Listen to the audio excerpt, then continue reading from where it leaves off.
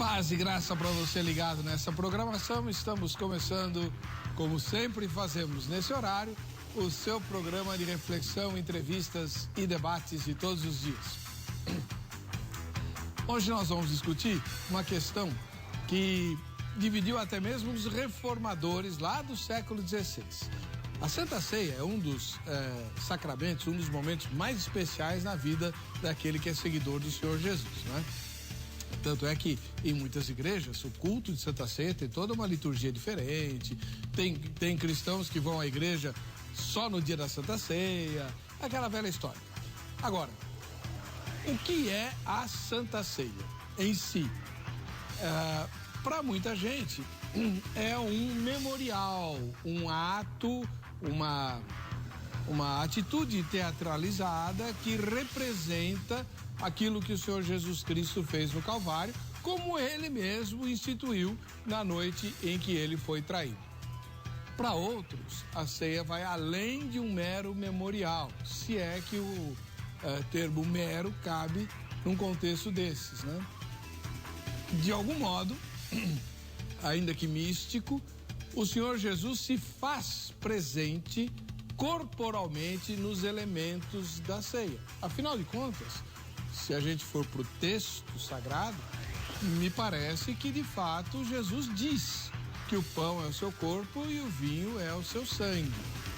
Isso é um pouco mais do que representar o corpo ou o sangue. Bem, essa discussão não vai ser resolvida hoje, aqui, agora. Começou lá com os reformadores do século XVI e tem se prolongado ao longo do tempo. Mas, por se tratar de um momento tão especial na vida do cristão, um dos sacramentos, né, que o Senhor Jesus Cristo instituiu para a sua igreja, para todos os seus discípulos, e visto que a Santa Ceia é um dos elementos unificadores dos cristãos em todos os tempos, em todas as culturas, em todos os lugares, é bom refletir sobre o que de fato ela seja. Ouça os nossos especialistas aqui do estúdio e ao final do programa tire a sua própria conclusão. Está no ar o Vejam Só.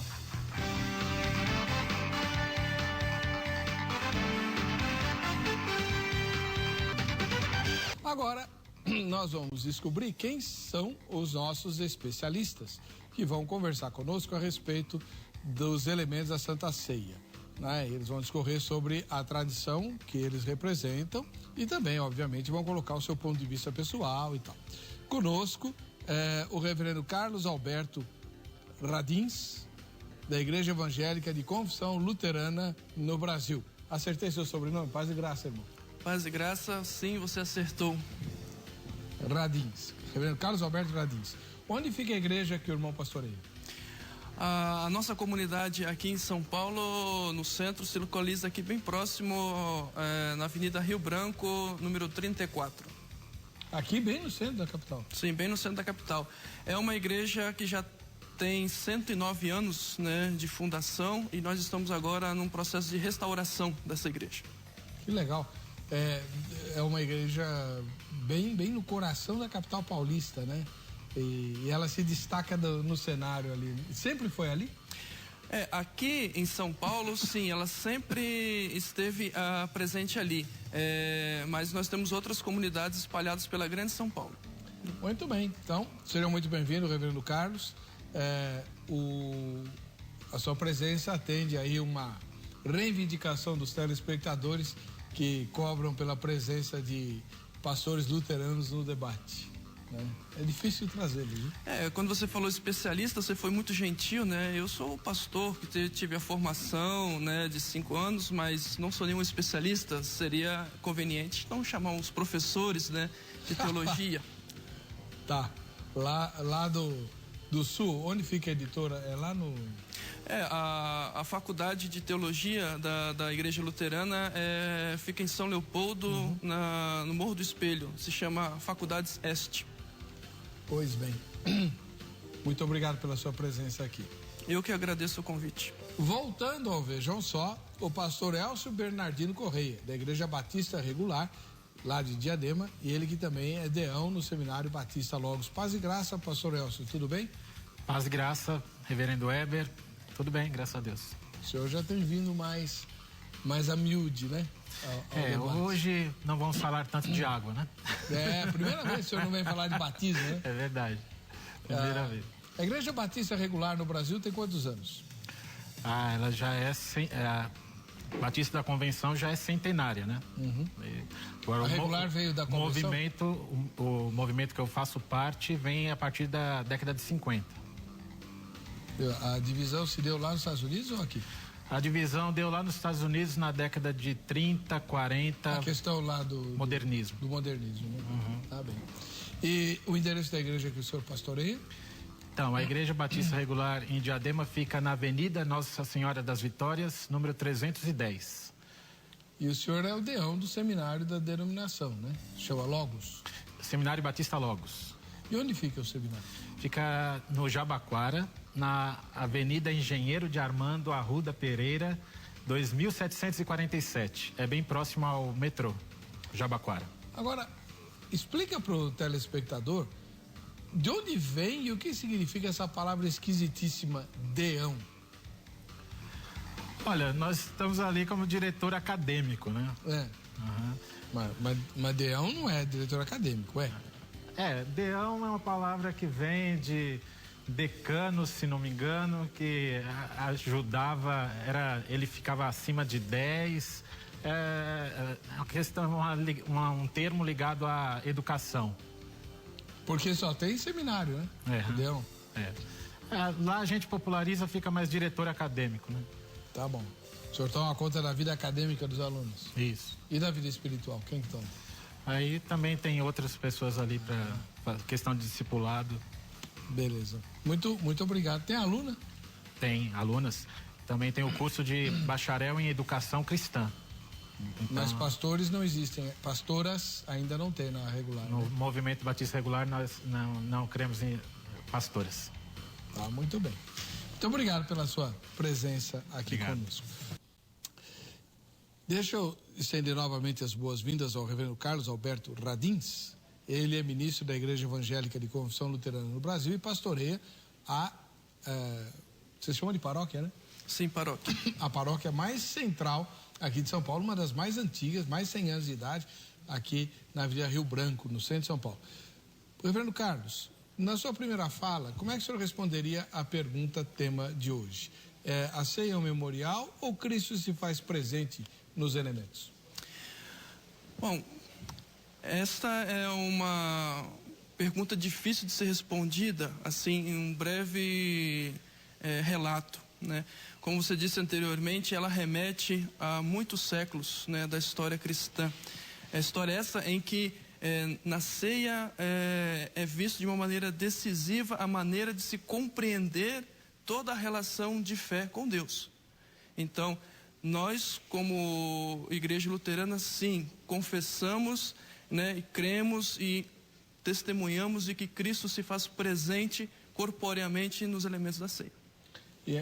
Eu nunca assisti uma ceia na Igreja Luterana. Ela é muito diferente da Igreja Presbiteriana, por exemplo, ou Batista? Olha, eu, né, também nunca participei né, de celebrações na Igreja Presbiteriana, Metodista, de Santa Ceia. Mas a liturgia da ceia, né, relembra, né, o momento em que Jesus, reunido com seus discípulos, pega, né, os elementos e diz, né, esse é meu corpo, né, que é dado e partido, né, por vocês, fazer isso em memória de mim. É assim também como a ceia, né, como o cálice, pega o cálice, rende graças e diz, ó, isto é, né, esse cálice é a nova aliança no meu sangue, que é dado e derramado para a remissão dos vossos pecados. Fazer isso em memória de mim. Então, sim, na Santa Ceia, esse é o momento central, né, da liturgia, da ceia. Então, a partir deste momento, então, as pessoas vêm, né, e comungam no altar. Elas vêm até a frente, as pessoas vêm até o altar. Mais ou menos como na Igreja Metodista. Né? E depende um pouco, assim, da logística da comunidade, claro. Né? Como é uma igreja centenária, com os bancos de madeira, né, que não dá para se mover, então tem toda, vamos supor assim, nuances, né, vamos supor assim, da celebração, que em nada, vamos supor assim, interfere no significado real. Dependendo da prática da comunidade, dependendo da quantidade de pessoas também, você pode fazer isso em fila, né? As pessoas vêm, pegam a hóstia, né? E comungam da hóstia e do cálice. Ou, como acontece na comunidade, historicamente, as pessoas formam um círculo. E nesse círculo, então, elas comungam da ceia. Por que você chamou de hóstia? É igual na Igreja Católica? Porque... Ou o pão é diferente? Não, o pão é o mesmo pão, né? Nós usamos hóstia, né? Também na celebração da ceia. Né? Igual à Igreja Católica? É igual à Igreja Católica, para facilitar também, né? Porque você pode ter pão, né, feito em casa, você pode comprar o pão na padaria, mas se torna muito mais prático e simples a hóstia. Mas vocês também dão o vinho? Sim, também damos o vinho. Que a Igreja Romana não dá? Tá bom. Você está vendo aí que a Santa Ceia difere de lugar para lugar em vários aspectos, né? Não só na mecânica da distribuição dos elementos. Pastor Elcio Bernardino Correia, o irmão é ministro da Igreja Batista Regular, uma igreja também muito antiga e tradicional aqui no Brasil, e bastante rigorosa com a Santa Ceia, né? Eu não sei se ainda é dessa forma, mas no passado, quando eu era jovenzinho, a Igreja Batista Regular não estendia a pessoas que não fossem da Comunhão Batista Regular a Santa Ceia. Algumas igrejas locais, eu acho, né? Como é que hoje funciona? Depende de igreja para igreja mesmo. Continua assim mesmo? Tá. Autonomia da igreja. Perfeito. Aliás, uma marca distintiva do movimento batista, né? Sim. E, pastor, como é que o senhor responderia a pergunta tema de hoje na sua primeira fala? Muito bem. A Igreja Batista, como um todo, ela defende um processo de interpretação natural, um processo hermenêutico natural. Ou seja, a ceia do Senhor é um memorial. Segundo as Escrituras, a ceia do Senhor é um memorial.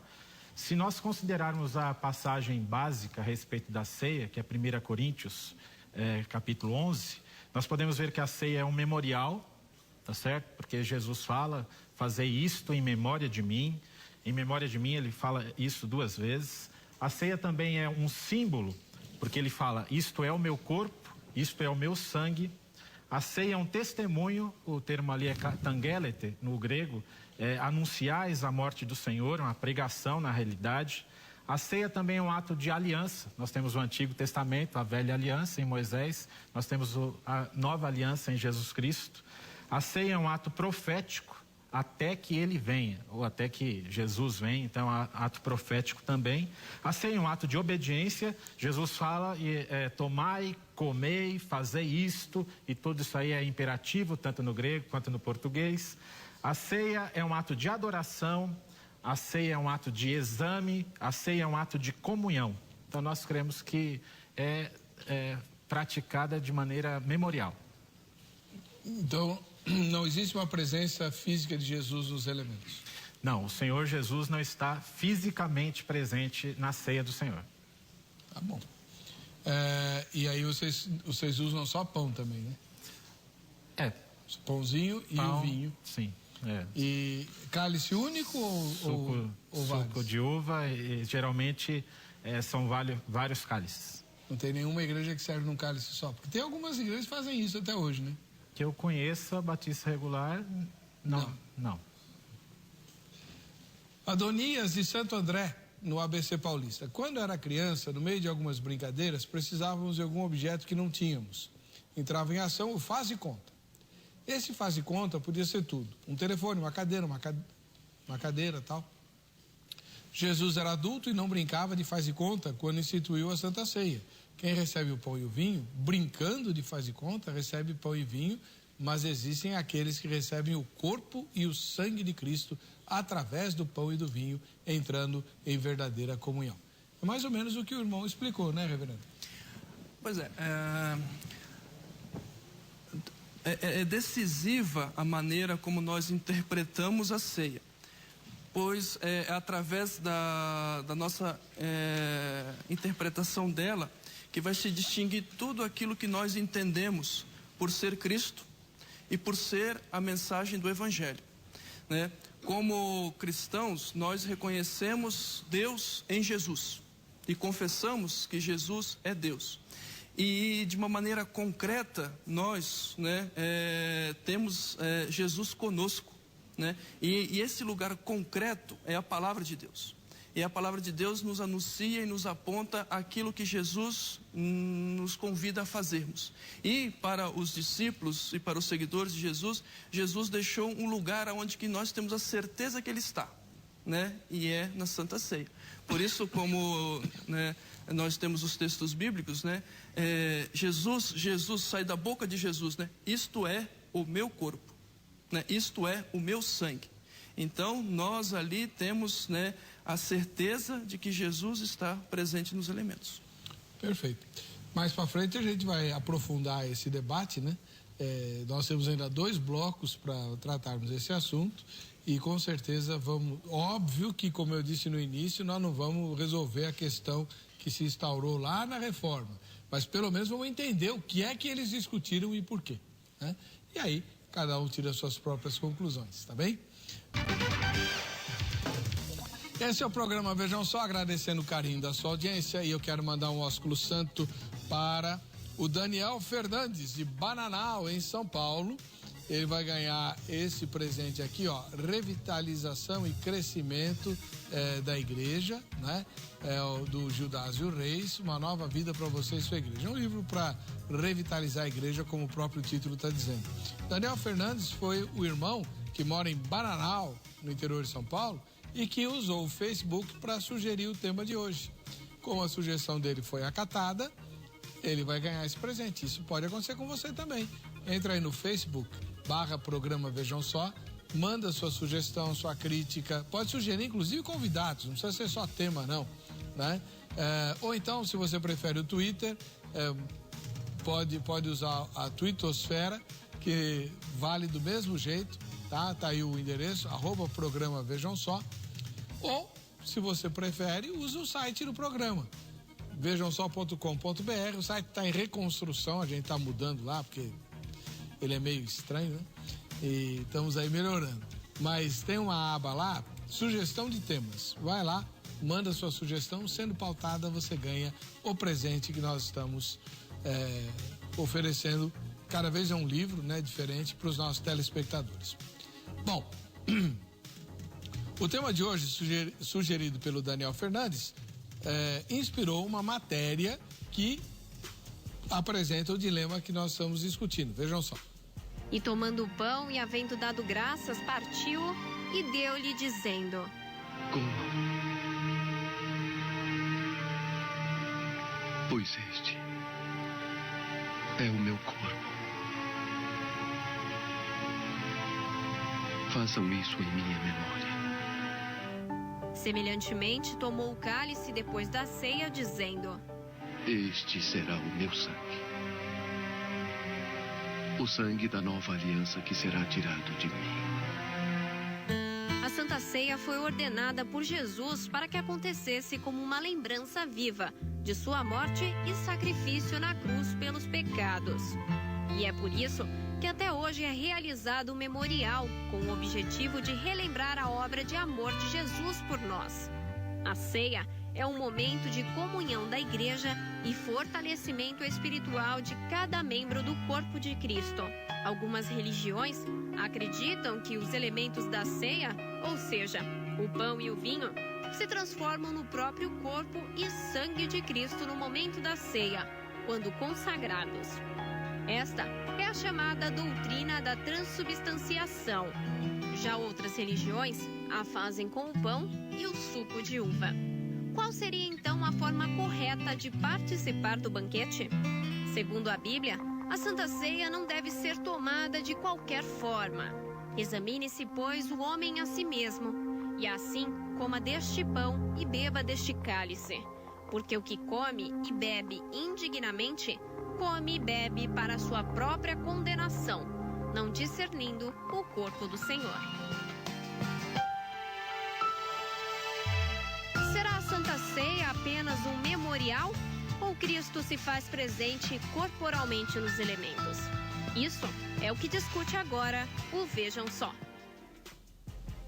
E você participa pelo site www.vejamsó.com.br e a enquete de hoje, né, diz: em sua opinião, a Santa Ceia Em sua opinião, a Santa Ceia é, primeira resposta, um memorial da morte de Cristo na cruz. Segunda resposta, a comunhão corpórea com Cristo no pão e no vinho. A terceira, a famosa não ceia ou nenhuma das anteriores. E nós estamos aqui com o pastor Elcio Bernardino Correia, da Igreja Batista Regular, lá em Diadema, ele que é deão do Seminário Batista Logos, né? E ele está defendendo a ideia de que a Santa Ceia é um memorial. Já o reverendo Carlos Alberto Radins, da Igreja Evangélica de Confissão Luterana no Brasil, diz que Jesus, de um modo espiritual, místico, está presente nos elementos da Eucaristia. Pastor Elcio, já que o reverendo Carlos terminou o bloco anterior falando, eu vou começar esse bloco com a sua fala. Não está escrito na Bíblia, Jesus não falou, esse é o meu corpo, esse é o meu sangue. O Lutero teve muita dificuldade de entender que era só um símbolo. Muito bem. Lutero teve tantas dificuldades que ele rompeu, né, com a Igreja Romana, em alguns aspectos, escreveu bastante coisa. Mas essa questão, Jesus realmente disse, isso aí Agora, ele estabeleceu um memorial. Toda a questão, e não são vários textos aí, quando se fala da ceia do Senhor, toda a questão está na questão hermenêutica, ou seja, interpretação de texto. Cristo, obviamente, falou em linguagem metafórica, em linguagem figurada. Durante o seu ministério ele também falou, eu sou a porta, tá certo? E ele não era uma porta de madeira. Ele falou, eu sou a videira, e ele não era uma videira literal. Ele também chamou Herodes e disse, olha, aquele rei Herodes é uma raposa. E ele literalmente disse isso. Então, são metáforas. Então, o uso de metáforas nos ensinos de Jesus é totalmente comum.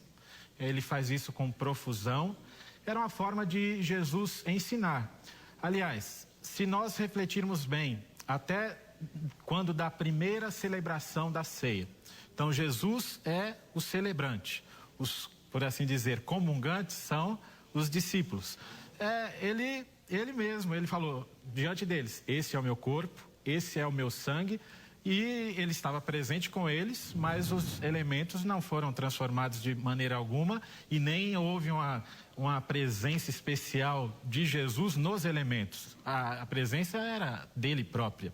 Se nós considerarmos também hoje, Jesus já nos céus, o corpo humano de Cristo, que ele está, como diz Estevão ali em Atos, ele está à destra de Deus. O corpo humano de Cristo teria que ser onipresente. Então, se essa presença mística ali de Cristo fosse real, o corpo humano dele deveria ser onipresente e não é. Tá. Deixa eu perguntar aqui para o reverendo Carlos. Reverendo, o senhor ouviu aí as ponderações do pastor Elcio. Por que vocês, luteranos, seguindo Lutero, né, não entendem da maneira como foi explicado aqui, mas que de fato Jesus está de algum modo presente nos elementos? Qual a razão de vocês? Bom, nós aqui estamos num debate. No debate não há vencedores nem vencidos. Não. Mas aí então, e tudo parte da sua hermenêutica, né? O reverendo Elcio, né, mencionou toda a tradição, né, que vem já de Zwingli, né, falando do memorial, né, que Jesus não pode estar presente. Mas eu volto àquilo que eu disse antes. A Santa Ceia, né, define a maneira como nós entendemos a relação de Deus com o ser humano. E nós entendemos por meio de Jesus Cristo quem é Deus.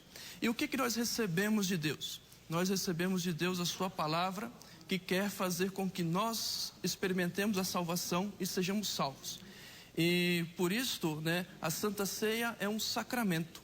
E sacramento é uma palavra, né, a palavra de Deus ligada a um elemento visível. Então, a palavra de Deus é que faz com que o pão se torne corpo de Jesus. É a palavra de Deus que faz com que né, o vinho se torne sangue de Jesus. Então, na matéria apareceu a questão da transformação. Nós não cremos que temos o poder de transformar. Quem tem o poder de nos dar as coisas é Deus. E Jesus Cristo, de uma maneira concreta, se faz presente, permitindo que nós, então, experimentemos perdão dos pecados, vida e salvação, de uma maneira concreta e real. Né? O reverendo falou, né, da presença corpórea de Jesus. Então, Jesus tinha que ser corporeamente. Nós, como luteranos, só conhecemos Deus de um jeito, do jeito humano. E é isso que nós precisamos, porque esse Deus humano se faz concreto e ele permite então que nós conhecemos o seu caminho. E nós, né, quando falamos da Santa Ceia, a Santa Ceia instituída pelo próprio Deus é recebida em fé. Então, de uma maneira misteriosa aos olhos humanos, incompreensível à razão humana, mas ali na ceia, quando se pega aqueles elementos e se reverencia eles, todas as pessoas que estão ali identificam que ali está Jesus Cristo. Então, se Jesus Cristo está ali, se entregando às pessoas que comungam dele, então de fato as pessoas experimentam o poder de Deus nas suas vidas, poder esse de aceitação e de acolhida. Famoso o texto de Paulo, né, 1 Coríntios 11, é onde que fala assim, receber indignamente esse sacramento. E o que significa receber indignamente esse sacramento? Significa as pessoas acharem que elas não precisam do sacramento, que elas, pelas suas próprias capacidades, podem, né, conseguir perdão. E na Santa Ceia, nós temos ali o Deus que nos aceita incondicionalmente. O cristão reconhece que precisa da ajuda de Deus. Ele reconhece a si mesmo como pessoa pecadora. E na Santa Ceia, nós então temos o Cristo que, concretamente, nos aceita como pessoas falhas, como pessoas pecadoras que necessitam de perdão. Foi muito interessante ouvir o que o reverendo Carlos disse agora, pastor Elcio, porque essa é uma dúvida que todo mundo tem. O que significa participar indignamente do corpo e do sangue do Senhor? O que significa não discernir o corpo e sangue do Senhor? Em outras palavras, quando é que a gente está sujeito a comer e beber juízo, condenação, por participar da Santa Ceia de forma errada? Tá certo. Essa resposta vem do próprio texto lá, que já foi dito, 1 Coríntios capítulo 11, versículos 27 a 29, de onde nós podemos inferir tirar algumas conclusões. Comer indignamente, que a palavra também tem a ver com atitude, tá certo? A atitude da pessoa que participa. Então, é participar automaticamente, participar ritualisticamente, participar sem alma e sem coração, fazer aquilo da maneira automática. Tem até certas igrejas que não colocam, tem algumas que celebram todos os domingos e tem outras que celebram de tempos em tempos para exatamente não cair nessa questão automática. Comer indignamente também é participar com amargura no coração. Então, essa questão de ódio por outros crentes, questão de pecado que a pessoa não coloca diante de Deus em confissão, isso, participar sem arrependimento. Comer indignamente também é ser culpado do sangue, corpo do Senhor. Por quê? Porque a ceia é um cerimonial em memória de Jesus. Então, se alguém participa indignamente da ceia, ela não está ofendendo a cerimônia, ela está ofendendo o próprio Cristo, de quem é o símbolo. A ceia também representa a obra da salvação por nós. Então, desprezar a ceia é desprezar esta obra de salvação por nós, o símbolo da obra. Quem come indignamente, aí já é uma outra questão que vai trazer juízo, tá certo? Acaba acarretando juízo. E também, no contexto ali de Corinto, não discernir o próprio corpo de Jesus, ali é não discernir o próprio Jesus e o próprio corpo de Cristo, que é a igreja. Ou seja, é você participar da ceia como se fosse assim, eu estou dando toda a atenção ali para a celebração em si, para a cerimônia em si. Só que você esquece dos seus irmãos que estão celebrando com você. do qual a igreja do Senhor, do qual Cristo é a cabeça. Então todos esses elementos são envolvidos. Fora que participar indignamente da ceia do Senhor tem todo o contexto da igreja de Corinto, que era uma igreja abusiva, uma igreja divisiva, uma igreja que estava em pecado. Se a gente pega e olha somente o texto de Corinto ali, 1 Coríntios 11, nós vamos ver que a igreja estava cheia de problemas e não sabia discernir o corpo do Senhor, muito menos celebrar a Santa Ceia. Bom, tinha gente que ficava bêbada na Santa Ceia, né? Então não precisa falar muito. Agora, Reverendo Carlos, os irmãos entendem a ceia também como um meio de graça? Sim, os sacramentos, né, são os meios da graça. E os sacramentos são dados por Deus às pessoas. Então nós, né, como seguidores de Jesus, apenas podemos receber o sacramento. E apenas a fé é capaz de receber os benefícios de Deus. Então, os meios da graça são, né, os sacramentos e a pregação da palavra de Deus. É ali, assim, aonde que Deus nos confere tudo aquilo que nós precisamos. E quando nós falamos de Santa Ceia, que está unida à palavra de Deus, que é o corpo e o sangue de Cristo, então precisamos olhar com mais propriedade e com mais profundidade sobre o que significa a palavra de Deus. E a palavra de Deus é Jesus Cristo, é Jesus encarnado, é o Deus encarnado, é Deus entre nós. E esse Deus entre nós é o Deus que se colocou ao lado das pessoas que estavam marginalizadas, é o Deus que se colocou, né, sobre os injustiçados, é Deus que se colocou ao lado dos excluídos, dos abandonados, dos leprosos, e com eles vivenciou os sinais do reino de Deus.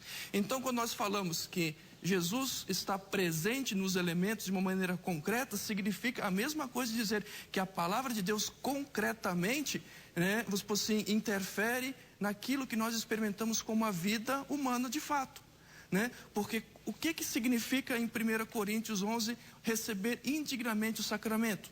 Significa a pessoa achar que ela sozinha tem a capacidade de fazer o bem. E isto, para a fé e a maneira como nós entendemos a fé cristã, significa dizer, nós deixamos de lado, nós não usufruímos daquilo que Deus está nos dando. Né? Em outras palavras, num português bem claro, assim, olha, nós não estamos precisando de Deus. Eu sozinho consigo, pela minha piedade, pela minha devoção, pela minha capacidade de fazer as coisas de maneira correta. E nós, então, percebemos que a palavra de Deus nos chama e nos desperta a fé. E esta fé cria em nós o seguinte sentimento: eu sou uma pessoa que não faz nada daquilo que Deus quer. Eu sou um pecador. E como Cristo, né, é a palavra de Deus encarnada, o que esse Cristo faz? Não me deixa de escanteio, né? Me convida, me acolhe. E então eu experimento o perdão e a reconciliação do próprio Deus.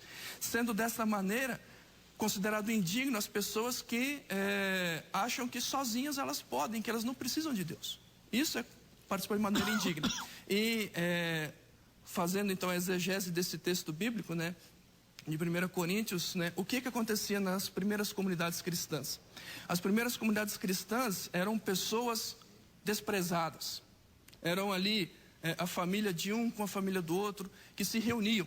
E geralmente os cristãos eram as pessoas mais empobrecidas da sociedade. E a comunidade cristã, por meio da fé, o que ela fazia? Ela se reunia, então, diariamente para orar e partir o pão, como diz Atos. E nessa oração e nesse partir o pão significava dizer o seguinte: neste único encontro, né, diário, era o lugar onde muitas das pessoas cristãs tinham a sua única refeição diária. Então, em determinado momento daquela única refeição diária, de uma maneira concreta, as pessoas pegavam um pedaço de pão e diziam: olha, isto é o meu corpo que é dado em favor de vós. Isto é o sangue da nova aliança, né? Fazer isso em memória de mim. E o que significa fazer isso em memória de Jesus? Então significa partilhar da graça de Deus, compartilhar a palavra de Deus. Mas o pecado, né, ele tem muitos... é uma erva daninha entre nós e conosco. Também nas primeiras comunidades cristãs, alguns começaram a se antecipar. Se o culto estava marcado para 7, né, horas, as pessoas já chegavam às 6. Então, o que eles faziam? Em vez de a gente querer repartir e partilhar o pão, o vinho e a refeição com os outros, se esbanjavam, né? Ficavam embriagados e comiam tudo. Aí chegavam os irmãos mais tarde e esses então não tinham o que comer. Por isso que Paulo de uma maneira, vamos supor assim, dura, né? E firme, chega e diz que essas pessoas estão comendo indignamente e não sabem distinguir o corpo de Cristo, porque o corpo de Cristo significa partilhar com as pessoas. Sobre isso tudo, pastor Elcio, uma dúvida que eu sempre tive desde os meus tempos de seminário, né, que já vão algumas décadas, se a Eucaristia, a Santa Ceia, é um meio de graça, a pessoa que está no pecado é o que ela mais precisa, é da graça. Mas normalmente a gente diz, não, você não, porque você não pode participar da mesa, porque você está em pecado. Não é uma incoerência nossa? Eu creio que não, eu creio que a questão está atrelada exatamente a tudo que foi falado. A igreja de Corinto estava participando da ceia do Senhor de uma maneira indigna, porque eles estavam participando em pecado. Pecados correntes, a pessoa tem que resolver a sua situação. Então, Cristo já deixou a orientação para resolver a questão do pecado, e a questão do pecado não é resolvida através da Santa Ceia. Aí também depende da hermenêutica. O pastor falou assim, mas a Santa Ceia não é um meio de graça? Nós, batistas, nós não vemos como um meio de graça. Nós vemos como simplesmente uma ordenança. Não vou usar o seu termo, né? Mera ou simplesmente. Nós vemos concretamente a ceia como uma ordenança ao que Cristo estabeleceu. Então, não é a ceia que é estabelecida como para conferir graça, para conferir perdão de pecados para o comungante, para o fiel, para o crente. 1 João 1,9 já fala que se nós precisamos lidar com o nosso pecado, nós precisamos fazer o quê? Precisamos confessar nossos pecados para sermos limpos. Provérbios também fala que bem-aventurado aquele que deixa a sua transgressão e deixa. Então não é no momento da ceia do Senhor que se dá essa questão de sacramental de perdão. Não é assim que os batistas veem. Então são eu não disse diferentes. que a ceia traz perdão, mas vamos pensar do seu jeito. Não preciso crer que Jesus esteja fisicamente presente nos elementos, mas quando eu tomo o pão e o vinho, eles vão para dentro de mim. Então, é como se o sacrifício de Cristo realizado na cruz, a memória desse sacrifício, a graça residente nesse sacrifício, eu estou me apropriando dela, não estou? Isso não fortalece a nossa fé, a nossa vida espiritual, não traz energia, inclusive, para buscar a santificação e lutar contra o pecado? Tudo bem, você tem que resolver a sua questão de pecados anteriormente. Tanto é por isso que... Mas eu não preciso mais da ceia. Não, peraí. Aí vem Paulo e diz, né, 1 Coríntios 11, 28. Antes de você participar, você tem que fazer o quê? Examine-se o homem a si mesmo. E assim toma do pão e coma do cálice. Então você precisa examinar, e a palavra ali vem daquela questão dokimatsu, né, no grego, que é a pessoa pega e tem que se purificar. É igual nos metais que eram usados, né? Tira o que não presta, as impurezas, sobrava ouro, sobrava prata, sobrava aquilo ali. Então, isso é claro, tudo depende da graça de Cristo. Mas, então, esse exame vem antes da participação da ceia, não no momento e nem depois. Então, a participação da ceia implica numa oportunidade de reconhecimento do pecado, de confissão do pecado e de apropriação da graça que nos perdoa. O ministrante dá esse momento exatamente para isso. Então, antes da participação da ceia. Então é meio de graça. Não, vocês só não escreveram lá. Não meio de graça. É a questão de você, é uma oportunidade de você acertar as contas com Deus através do quê? Da obra que ele já realizou antes, não agora, que vai ser realizada agora. Sim, mas eu não estou me apropriando dessa obra. Você se apropria. Por que Jesus usou justamente 2 alimentos para sintetizar o que iria acontecer no Calvário, né? A gente tem que pensar nisso. Deixa eu ler aqui algumas mensagens. Eu estou sem comunicação aí com a técnica, me avisem o tempo quando acabar, por favor. Cleverson Pereira do Vale. Ô, pastor Cleverson, estaremos aí no último sábado desse mês em Arthur Nogueira, participando das celebrações de aniversário da primeira igreja batista, viu? Eu vou pregar numa igreja batista. Amém. Olha só, lá do pastor Cleverson. A ceia do Senhor é o memorial. Fazemos isso em memória de Cristo. Lembramos da morte, sepultamento e da sua ressurreição. Também lembramos de suas palavras, que ele voltará. Vinícius de Barbacena, em Minas Gerais. É o memorial. Mesmo que seja algo a mais, o que tenho notado ultimamente em muitas igrejas evangélicas são pessoas que não deveriam estar participando da Santa Ceia. E elas estão. Acho que os pastores deveriam instruir melhor seus rebanhos. Muitos, com o intuito de agradar as ovelhas, deixam que qualquer pessoa participe. Sei que esse não é o foco do debate, mas não poderia deixar de fazer essa colocação. É uma ordenança e um ato memorial que o Senhor nos deixou. Todavia, tem que ser feito com respeito e reverência. Qualquer pessoa no culto luterano pode participar da Eucaristia, se ela assim desejar? Sim, como que é o nome do internauta? Vinícius Barros. Então, Vinícius, a igreja luterana, ela crê e ensina o seguinte: o ser humano é nascido em pecado. O ser humano é pecador. O ser humano está distante de Deus. E Jesus Cristo veio para nos acolher e nos perdoar. Por isso, a Santa Ceia é o lugar de acolhimento do pecador, né? Jesus, né, eu volto a dizer, Jesus nunca colocou nenhuma barreira a ninguém. Havia diversos grupos entre os seus concidadãos que se julgavam melhores do que os outros. Os saduceus, os fariseus. E Jesus justamente comungava e participava da ceia na casa dos publicanos e dos pecadores. E Jesus então começou a ser malfamado por estar comendo junto com eles. E na cultura de Jesus, sentar à mesa e comer junto com outras pessoas significa se tornar igual ao outro. E então, o que acontecia? Né? Jesus foi alvo, né, da crítica dos saduceus e dos fariseus. E aí Jesus, né, celebermente em Mateus diz: eu não vim chamar justos e sim pecadores, né? Os sãos não precisam de médicos e sim os doentes. Então a Santa Ceia e a fé são para as pessoas que se sentem culpadas e condenadas.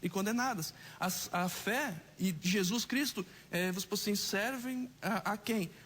Às pessoas que estão carentes de Deus e ao mundo que não comunga das coisas de Deus. Então, de uma maneira concreta, nós precisamos de Jesus, por quê? Porque Jesus é que nos liberta, nos dá o perdão de todos os nossos pecados. Jesus nos perdoa. Por isso, quando nós sempre nos encontramos na igreja luterana, nós dizemos assim: nós somos uma comunidade de pecadores perdoados por Deus, né? Nós não vamos deixar de cometer pecados, vamos continuar cometendo pecados, mas o reconhecimento e a força está em reconhecer. E isso é a fé que é capaz de nos dizer que nós estamos em pecado.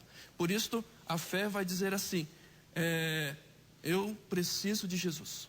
Eu preciso de Jesus e não posso deixar de participar da ceia, porque lá Jesus me aceita e me perdoa. Para que então eu possa utilizar esse perdão que Deus me deu para ajudar o meu próximo, para testemunhar essa salvação de uma maneira concreta, repartindo também os meus dons com quem eu achar necessário. Muito bem, nós vamos para o intervalo. No próximo bloco, a gente vai aprofundar um pouco mais essas questões, tem outros e-mails para ler, né? E eu tenho uma pergunta aqui para os dois irmãos, principalmente para o pastor Elcio, né? Se a ceia é só o memorial, por que a gente sempre tem uma dificuldade danada de como lidar com as sobras? É só o memorial, podia jogar fora, mas a gente volta já. De volta com o programa Vejam Só, agradecendo o carinho da sua audiência e perguntando: já votou na enquete? Entra no site www.vejamsó.com.br, vote na enquete, porque é por meio desse voto que você se habilita aos sorteios que eu vou fazer. Hoje é o dia do kit Jô Rezende, vai ser no final desse bloco aqui, então não perca essa oportunidade. Muito bem, nós estamos aqui discutindo com o reverendo Carlos Alberto Radins, da Igreja Luterana, Igreja Evangélica de Confissão Luterana no Brasil, e com o pastor Elcio Bernardino Correia, da Igreja Batista Regular de Diadema, a questão da Santa Ceia. Ela é apenas um memorial ou Cristo se faz presente corporalmente nos elementos? Pastor Elcio, do mesmo jeito que eu apertei o reverendo Carlos, tem que apertar o senhor agora. O senhor disse que a Santa Ceia é um memorial que Jesus não está fisicamente presente nos elementos. Essa conclusão, ela não é, de certa forma, um resultado da briga com a Igreja Católica, né? Nós, reformados, os luteranos ficaram mais perto lá da Igreja Romana, até a paróquia dele usa hóstia, mas distribui o vinho também, né? Sim.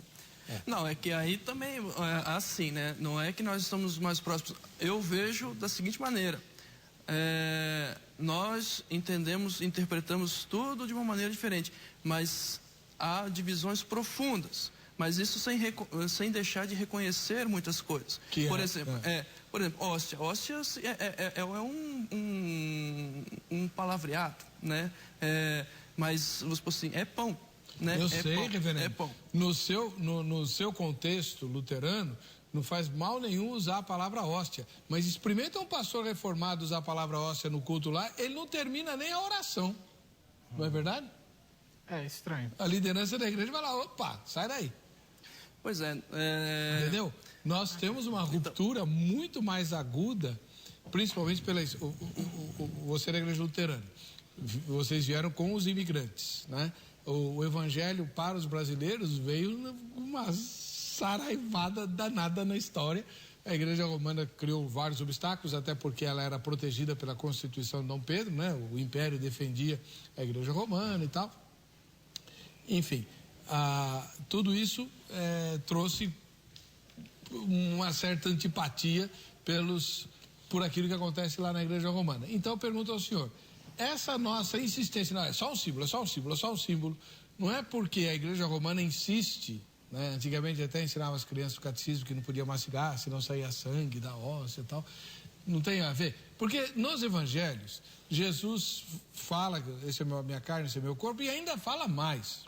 No evangelho de João ele diz assim, quem não comer da minha carne e não beber do meu sangue, não tem parte comigo.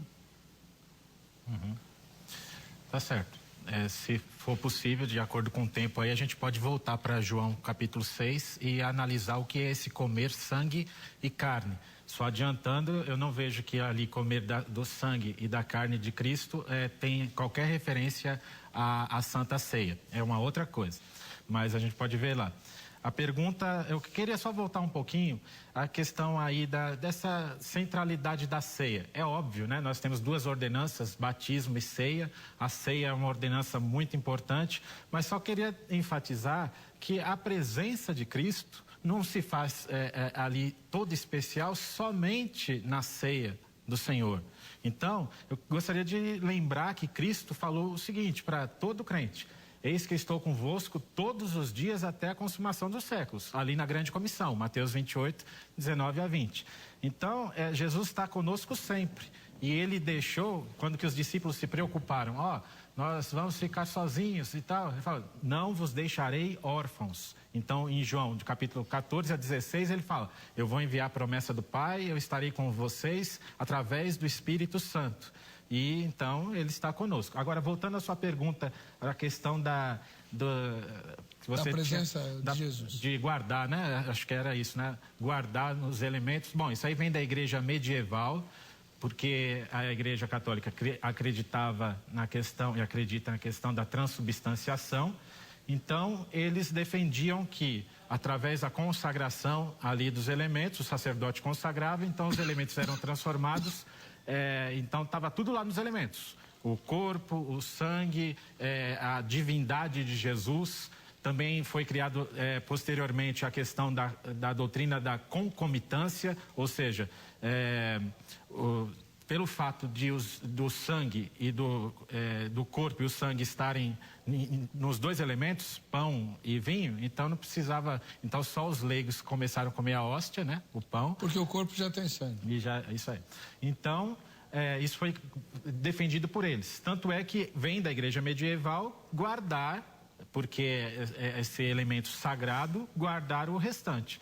Mas, de novo, isso para nós não não tem ali, isso vem da igreja medieval. Nós somos Mas os batistas. diáconos da sua igreja nunca ficaram, pastor, o que nós vamos fazer agora? Bom, se acontece isso, é uma questão de desinformação, mas o que é orientado é que, é simbólico. É simbólico e não... Pode jogar fora, tem problema? Pode. E se der para a criança depois da Santa Ceia? Pode? A questão de dar para a criança ou não é a questão de você já incutir na criança a questão de, apesar de ser memorial, não é porque é memorial que não é especial. É todo especial. Então, é melhor pegar e ter essa separação com as crianças. Pegar, vai comer agora, vamos beber, porque parece brincadeira, né? Fizeram lá, agora vamos fazer aqui também, porque é tudo brincadeira. Então, não é assim. Então, é melhor criar a questão de respeito para elas, senão elas até antes de participar já estão perdendo o sentido da coisa. A igreja presbiteriana independente resolveu isso de outro jeito. Mas deixa para lá. Eu sou da presbiteriana independente. Bem, existem várias denominações luteranas no Brasil, não é só a de confissão luterana, né? Não, no Brasil existem apenas 2 igrejas luteranas. Duas? 2 igrejas luteranas. A ISLB, a Igreja Evangélica de Confissão Luterana no Brasil, né, que é a igreja que se organizou em torno dos migrantes, né, alemães que chegaram aqui em 1814. Então já se vão 200 anos, né, de presença luterana evangélica no Brasil. E da igreja, então, luterana, houve também uma divisão com a Igreja Luterana do Brasil, né? Que se denomina, então, a Igreja IELB. Então, são essas 2 igrejas que são igrejas nacionais, né? No Brasil todo. Então, uma denominação não é independente de outra, né? Na ISLB, todas as comunidades são dependentes de outras comunidades, e essas comunidades de regiões, de sínodos, né? E os sínodos independentes, então, de uma presidência. Mas o poder é comunitário, né? Surgem as questões de baixo para cima. A presidência da SLB tem um compromisso de zelar pela formação teológica, né? E pelos projetos de missão, né? E as comunidades, então, que são um lugar de vivência da fé cristã. Mas voltando, né, a questão, da proximidade, evangélica de confissão luterana da Igreja Católica, nós, como igreja, nos afirmamos como igrejas de identidade ecumênica. Então, nós promovemos sim, né, e é saudável a gente poder sentar e conversar. Como eu disse antes, né, o debate é um lugar importante para a gente se conhecer, para a gente, ver quais são as interpretações. A igreja, católica romana, né, vem desde 1215 com a doutrina da transubstanciação, como foi falado pelo reverendo, aonde que a doutrina aristotélica dizia que o sacerdote, quando dizia, né, isto é meu corpo, aquilo transformava-se em Cristo, né, no corpo e no sangue de Cristo. Então, essa doutrina, a igreja luterana não adota. A igreja luterana adota a consubstanciação. É no momento em que a pessoa, né, comunga, né, do pão e do vinho, então ali se faz presente Jesus Cristo. E você não fez a pergunta para mim sobre guardar, né, o que sobra. Pode responder. Mas, há ali, no momento em que acaba a celebração, o pão que não foi consumido, o vinho ou o suco de uva também que não foi consumido, é suco de uva e é vinho. Então, o que acontece? Há um profundo respeito e zelo por aqueles elementos. Então, não vamos fazer de qualquer coisa, jogá-lo fora, por exemplo. Não, vamos guardá-lo, né, nas dependências da igreja, na sacristia, de uma maneira, cuidadosa, zelosa, mas claro, é pão e é vinho, né? Tá bom. Sérgio de São Paulo, mas essa dúvida todo mundo tem, né? Por quê? Normalmente quem prepara a Eucaristia, quem prepara os elementos da ceia, são os diáconos, são oficiais, e não o pastor que fez o curso teológico. E isso acaba suscitando culpa, né? E agora, o que eu faço? Tal. Isso eu me lembro desde quando eu era criança, minha tia era diaconisa, e ela desviava o pão e o vinho para as crianças que ficavam com vontade, né? Mas ela contrabandeava, porque o pastor não deixava, não. Bom. Sérgio de São Paulo diz assim: questão complicada. Dizer que é memorial segue a lógica e é mais fácil, até que nos deparamos com inúmeros milagres eucarísticos documentados, inclusive com comprovação científica. Exemplos de milagres eucarísticos: Lanciano, Cássia, Orvieto, Santarém, Seefeld, Daroca, Najur. Bom, ele vai fazer uma lista aqui baseada nos documentos lá do Vaticano. E aí, ele pergunta. Doutora Carla de Germinas, na capital paulista. Salvo engano, o Senhor Jesus não encomendou nem fez exigências especiais do que seria servido na noite em que foi instituída a ceia. Comeram e beberam o trivial da época, com a roupa que chegaram da rua, depois de higienizarem-se, comeram. O que era singelo, ritualizou-se. Inventaram regras e preceitos, paramentos, exclusividade dos que podem repartir, que são os privilégios, e que estejam uniformizados, geralmente paletó e gravata. É a forma sobrepondo-se ao conteúdo, verdadeira idolatria. Creio na presença espiritual de Cristo durante a ceia, nada muito diferente de onde estiverem 2 ou 3 reunidos em meu nome, e não na alteração dos elementos. A Clarice, que mora na Bahia, corta a mão. Embora a minha igreja defenda que a Eucaristia tenha apenas significado simbólico, eu, particularmente, entendo que, nesse aspecto, a Igreja Católica esteja certa. Há a transubstanciação. Vejamos. Em Mateus, Marcos e Lucas, o Senhor Jesus afirma: isto é, este é, quem comer a minha carne e beber o meu sangue permanece em mim e eu nele. Assim como o Pai que vive me enviou, igualmente eu vivo pelo Pai, quem de mim se alimenta, por mim viverá. João 6, 56, 57. Agora o senhor vai ter que explicar esse texto aqui. Mais ainda, eu sou o pão vivo que desceu do céu. Se alguém comer desse pão, viverá para sempre. E o pão que eu der é a minha carne, que eu darei pela vida do mundo. João 6,51. Um fato louvável é que, mesmo sabendo que nesse aspecto não comungo do mesmo pensamento dos demais, jamais me privaram de partir o pão com eles. Bom, então, pastor, o senhor prometeu que ia explicar por que João 6 não trata de ceia. Tá bom, então vamos lá para João capítulo 6. Deixa eu pegar o povo fala primeiro, aí o senhor fica mais à vontade. Vamos ver o que a nossa repórter apurou, perguntando a mesma questão que está no GC aí, para as pessoas, para leigos, né? Vamos ver. A Santa Ceia é apenas um memorial ou Cristo se faz presente corporalmente nos elementos? Ele é simbólico, né? Ele faz parte individualmente em cada ceia. Apenas a Santa Ceia, ela é um símbolo que nós temos como ele está presente para memorizar sua morte. Santa Ceia, ela só pode ser vista como algo simbólico, né? Porque não podemos acreditar que Cristo possa se encarnar através de um pedaço de pão ou um cálice. Não, é apenas um cerimonial. A Bíblia mesmo declara isso, né? Que Jesus Cristo nos fala que era para que nós nos lembrássemos da sua volta. Na minha opinião, eu sou católica, então eu creio. Acredito que seja uma forma de recordar, mas eu sempre, quando eu participo da ceia, eu sinto a presença de Jesus. Eu acho que ele se faz presente de alguma forma, entendeu?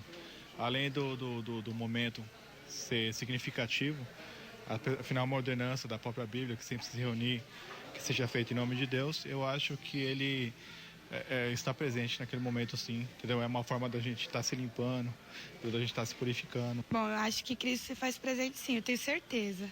Tanto que a gente participa do corpo do Senhor, né? Então é algo muito santo, a gente tem que tomar muito cuidado para participar da Santa Ceia. Legal, muito bom. Pastor Elcio, por que quando Jesus fala que tem que comer da carne dele, do sangue dele, para ter parte com ele, Jesus não está falando da Santa Ceia? Tá certo, vamos para o texto. O texto é João 6, de 51 a 59.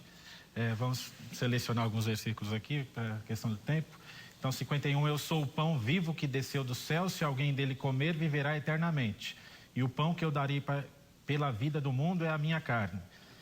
53, respondeu-lhes Jesus, em verdade vos digo, se não comerdes a carne do Filho do Homem e não beberdes o seu sangue, não tendes vida em vós mesmos. Quem comer a minha carne e beber o meu sangue tem a vida eterna, e eu ressuscitarei no último dia. Pois a minha carne é verdadeira comida e meu sangue é verdadeira bebida. E o restante vai nessa mesma linha. Então, a figura da carne e sangue aqui, quando o Senhor Jesus está falando, ele não está falando nem da instituição da ceia, ele ainda iria instituir a ceia aqui, inclusive no início do Evangelho de João. A instituição da ceia vai ser bem lá para frente, aliás, antes da sua morte, então na véspera. Então ele não está se referindo à ceia, e sim ao sacrifício dele na cruz, certo? Ao sacrifício dele na cruz e ao ato de crer. Comer e beber da carne de Jesus e do corpo de Jesus é o quê? É crer, de acordo com o contexto do próprio Evangelho de João.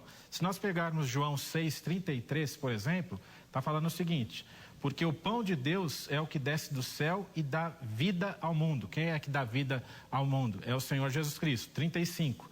Declarou-lhes, pois, Jesus: eu sou o pão da vida, o que vem a mim jamais terá fome, o que crê em mim jamais terá sede. Depois 47 e 48, também está falando da crença no sacrifício de Jesus. 47 e 48. Em verdade vos digo, que quem crê em mim tem a vida eterna. Eu sou o pão da vida. Então é uma analogia.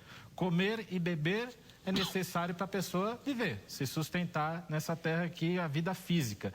Então, colocar a fé no sacrifício do Senhor Jesus, crer no sacrifício do Senhor Jesus, então é necessário para a vida eterna. Então não está falando da ceia em si, que ainda iria ser instituída, mas está falando numa questão ali de crença.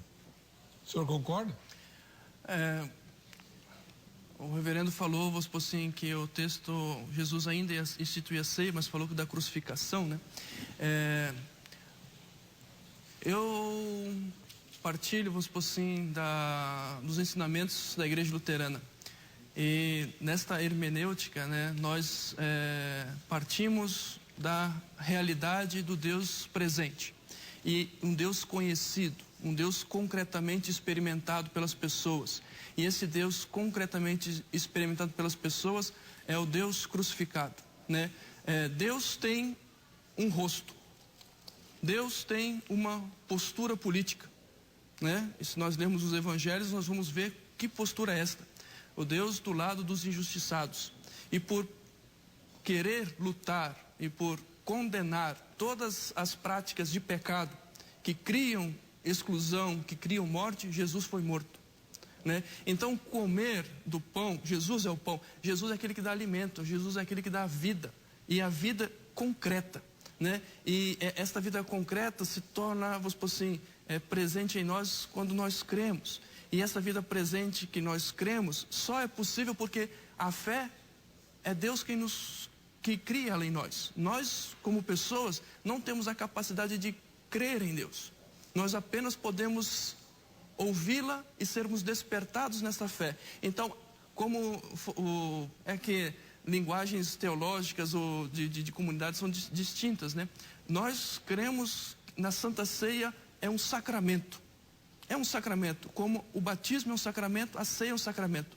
Porque ali tem a palavra de Deus que é promessa, né? Olha, isto é meu corpo, fazer isso em memória de mim.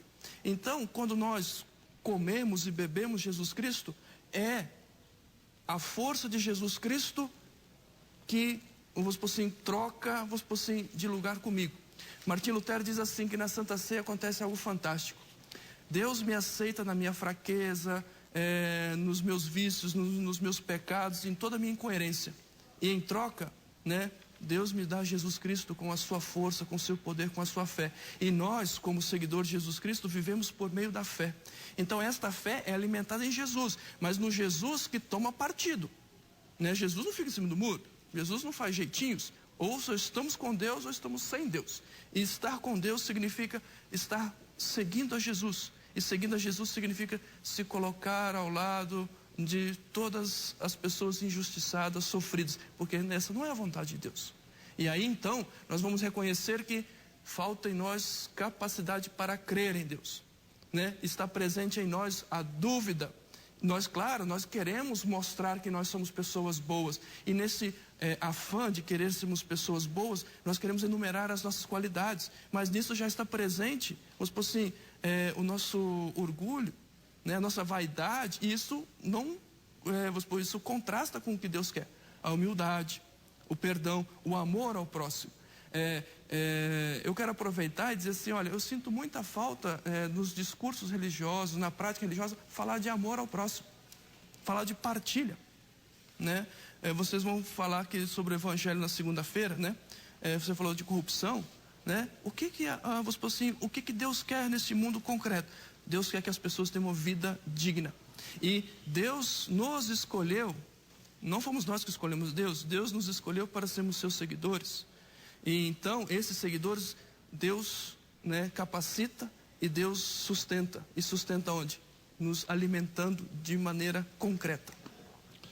É só para explicar para o telespectador, né? O reverendo Carlos Alberto viu a gravação da chamada para o programa de segunda-feira, onde nós vamos discutir uma coisa que tem incomodado muita gente, né? Toda vez que os evangélicos são chamados para a mídia, para opinar, para falar ou de homossexualidade ou de aborto, sempre contra, lógico, né? Evidente. Mas será que a agenda do evangelho é tão rasa? É só disso que só para isso que a gente existe, né? Então é disso que nós vamos discutir. E na chamada eu falei assim, por que a gente não fala também contra a corrupção, né? E obviamente essa agenda do amor, da partilha, do repartir, né? Engraçado que em algumas igrejas, não sei como é que é na Batista Regular, mas em algumas igrejas, o pão é distribuído inteiro e cada um tira um pedaço para representar ou repartir. Ele pega, reparte e dá para a pessoa do lado. É assim na luterana, não, né? Aí vai depender de cada comunidade e da sua logística também, da quantidade de pessoas. Mas é bonita, é bonito. Essa ideia é realmente bonita distribui-se vários pães, né? E aí você vai repartindo e tal. Mas, bom, estamos desviando do tema aqui. O Sandro Silva, ele é da capital paulista e se diz unicista luterano. Unicista? Vocês são unicistas? Eu não sei o que é unicista. Pergunta para ele depois. Eu entendo unicista que não crê na Trindade, mas essa é outra história. Creio na consubstanciação, ou seja, na presença espiritual de Cristo na liturgia eucarística em si. Atos 16, 7. Atos 16, 7. O senhor está com a Bíblia aberta? Atos 16, 7. Atos 16 é Paulo em Filipos. Defrontando Mísia, tentava ir para a Bitínia, mas o Espírito de Jesus não o permitiu. Assim como também está nos elementos, o pão comum e o suco de uva. Mas não concordo que haja uma transformação física ou mística nas substâncias. O que sobra pode ser consumido normalmente até pelas crianças. Mateus 16, 12. A paz. Pois é, na igreja luterana, as crianças são convidadas durante a celebração para participarem da ceia. Como os judeus participavam da porque, vamos supor assim, Cristo acolhe todas as pessoas. E, por exemplo, não é a Santa Ceia que acontece ali, não é a igreja luterana que realiza, como não é a igreja católica, com a igreja batista, presbiteriana. Não, é Jesus Cristo. Esse é o nosso entendimento. É Jesus Cristo que está ali, né, independentemente da confissão religiosa. Né, dizendo, ó, isso é meu corpo. Então é Jesus que convida, né? Não é a igreja que convida. E a igreja que, assim, que acha assim, olha, nós vamos cercear, né, porque nós vamos colocar critérios para participar, ela está indo, vamos supor assim, contra o ensinamento de Jesus Cristo. O ensinamento de Jesus Cristo é aqui, ó, venham a mim todos vocês que estão cansados e sobrecarregados. E para as crianças, né, pedir assim, vocês creem em Cristo? Sim, nós cremos. Então, venham, porque Cristo também, né, acolhe as criancinhas. Bom, infelizmente o nosso tempo está acabando, aliás, acabou. Tem vários e-mails aqui que não vai dar tempo de ler. Eu agradeço a presença do reverendo Carlos Alberto Radins, da Igreja Evangélica de Confissão Luterana no Brasil, que veio trazer muitas informações que eu desconhecia completamente a respeito dessa denominação. E também ao pastor Elcio Bernardino Corrêa, da Igreja Batista Regular, que está sempre aqui conosco, né? E muito obrigado aos dois. E eles estão disponíveis para suas perguntas por intermédio do site vejamsó.com.br. Na aba convidados você acha o contato deles, pode fazer pergunta, mandar e-mail, fazer convite, se quiser mandar oferta também, pode tudo, tá bom? Tá, posso? Pode. Né? Não, eu gostaria apenas então de compartilhar com os telespectadores, né, que se para mais informações sobre a doutrina da Igreja Luterana, vocês podem, por meio do site luteranos.com.br, conhecer um pouco, né, da doutrina da Igreja Luterana e os seus documentos, né, os seus posicionamentos teológicos. O primeiro deles são as 95 teses, eu espero. Sim, são. Ah, então tá bom. Tem umas lá que, olha, se você nunca leu as 95 teses, leia. Você vai cair de costas. Você vai cair de costas com algumas das teses de Lutero. E nós vamos celebrar agora mais um aniversário no dia 31 de outubro de 1517, né? Então, no próximo dia 31 de outubro, estaremos celebrando mais um aniversário da Reforma Protestante que deu origem a todos os evangélicos no mundo, né? Bom, o tempo acabou, vamos ver quem vai levar o kit Jô Rezende. Célia Antão da Silva, aqui de São Paulo. Célia, você vai retirar o seu prêmio lá na clínica da Jô Rezende, tá bom? E vai ganhar um tratamento também, porque você mora aqui em São Paulo. Para você que fica com a gente, que fica com essa emissora, a paz e a graça de Jesus. Nós nos veremos no próximo Vejam Só.